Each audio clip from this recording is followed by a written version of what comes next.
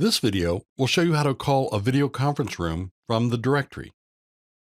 While connected to your company video network, touch the Contacts icon to show your local address book.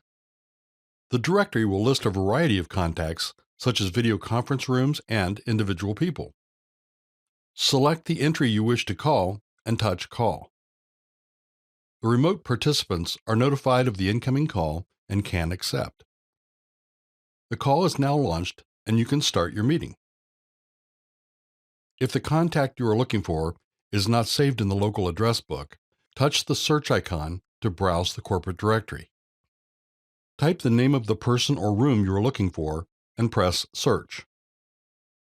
Select the desired entry and touch Place Call. The remote participants are notified of the incoming call and can accept. The call is now established. Enjoy your meeting.